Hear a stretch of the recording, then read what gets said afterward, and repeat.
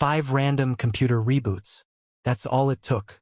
5 times of his computer suddenly shutting down and restarting for absolutely no apparent reason. And when the director finally called me into his office to fix it, he had no idea that the person sitting at his desk already knew exactly what was wrong. Because I was the system administrator. And I was the one who put the problem there. The funniest part? He had spent months treating me like I was stupid enough to help him commit fraud. So I decided to give him a tiny reminder of just how much power I actually had. If you've ever dealt with a manager who abused their position, disrespected you, or thought their job title made them untouchable, you're going to enjoy this one. Hit that like button, subscribe, and let's get into one of the most quietly satisfying pieces of workplace revenge I've heard. I worked as a system administrator for a company. For anyone unfamiliar with the role, being a system administrator can come with a surprising amount of access. I managed user accounts. I could control profiles. I could manage startup scripts. I could troubleshoot computers throughout the company. And because of the way our systems were configured, I had access to things most regular employees didn't even know existed. I wasn't the person who sat around staring at everyone's screen. But technically, I could manage a lot of what happened on those computers. And there was one director who knew that. Let's call him the director. At first, our relationship was perfectly normal. Nothing special. Nothing hostile. He was a senior employee, I was IT. He had a department to run. I had computers and servers to keep alive. Simple. Until one day he came to me with a request. A request I immediately knew was wrong. He wanted me to alter invoices after they had already been generated. Why? Because he wanted clients to be billed for work that hadn't actually been performed. The additional money would make his department appear more profitable. And that meant better numbers. Better numbers meant better-looking performance. And better-looking performance meant he looked better. Everyone wins, right? Except the clients. And except the person being asked to falsify the records. Me. I remember the feeling when he explained it. There was a brief moment where I genuinely wondered if I'd misunderstood him. So I asked for clarification, and he explained it again. Same request. Same idea. Just make the invoices look like the extra work had been completed. I stared at him. Inside, I was thinking, absolutely not. But I kept my voice professional. I told him I wasn't comfortable doing it. He didn't seem particularly concerned. Maybe he thought I was being difficult. Maybe he thought I'd eventually cave. Or maybe he had simply gotten so used to people doing what he wanted that the word no sounded foreign. There was another reason he thought I might go along with it. I was one of only 2 people in the company who had access to Photoshop. Apparently, in his mind, that made me the perfect person to manipulate documents. He had confused technical ability with moral flexibility. And that was his first mistake. I went to my boss. I explained exactly what had happened. I told him what I'd been asked to do. I expected some kind of response. Maybe an investigation. Maybe a conversation with the director. Maybe at the very least someone telling him that this wasn't acceptable. Instead, nothing meaningful happened. And that silence told me more than any speech could have. I realized something. The problem wasn't just the director. It was the fact that people above me were willing to tolerate his behavior. That's when I started looking for a way out. I put in my notice. I had decided I was leaving. No dramatic confrontation. No shouting match. No office-wide announcement. I was simply done. And by that point, I had only a couple of weeks left. You'd think that would be the end of it. But apparently the director wasn't finished. A few weeks later, I was in my final 2 weeks. I was already mentally checked out. I was preparing to leave, hand over whatever needed handing over, and start somewhere new. Then he came back. Again. This time, he wanted me to alter a bunch of invoices. And he had apparently learned from the first attempt. Instead of openly admitting what he wanted, he claimed it was approved by accounting. Accounting approved it. That's what he told me. I didn't believe him. And even if accounting really had approved something, I wasn't about to falsify records without proper documentation and authorization. So once again, I refused. But something inside me had changed. The first time, I had been shocked. The second time, I was angry, not screaming angry, not throwing things across the office angry, the quieter kind, the kind where you stop wondering whether someone deserves your respect. I started thinking, if you're going to keep treating me like I'm your personal tool, maybe you should experience a very small inconvenience. Nothing dangerous, nothing destructive, nothing that would permanently damage anything. Just an IT mystery.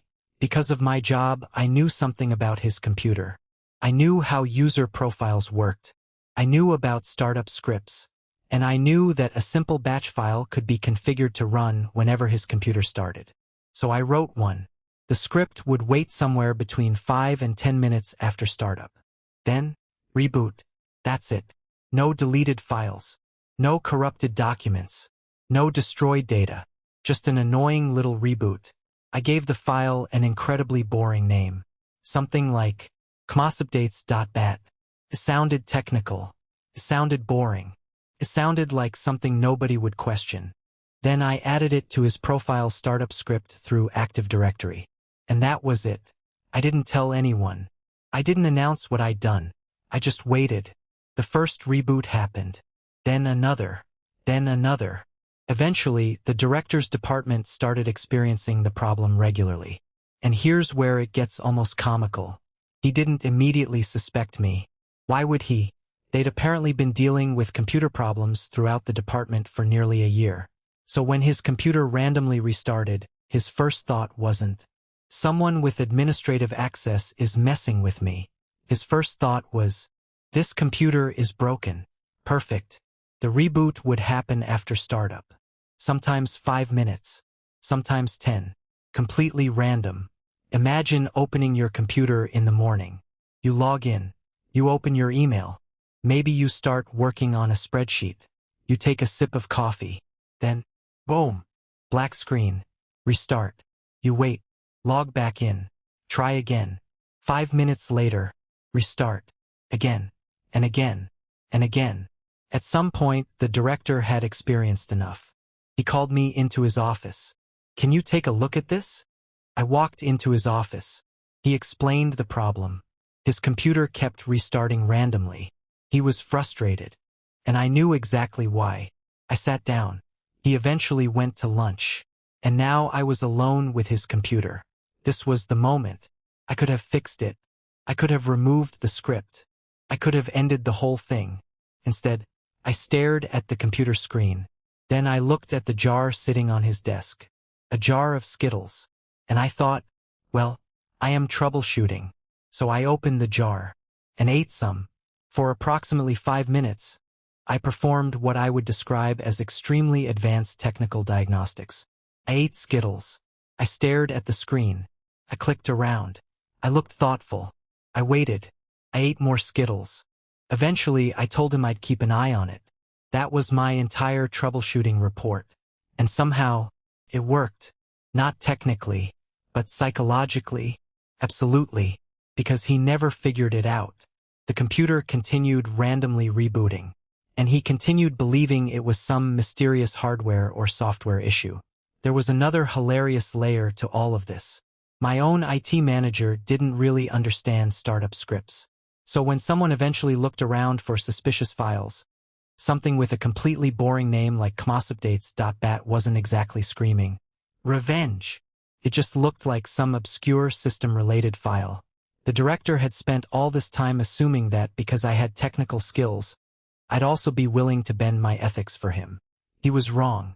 But he was also wrong about something else. He thought my usefulness meant he could keep taking from me. He didn't understand that once I decided to leave, his leverage over me disappeared. Eventually, my last day arrived. I left the company. No dramatic goodbye. No revenge speech. No standing in the doorway while everyone applauded. I simply walked away. And honestly, that felt good enough.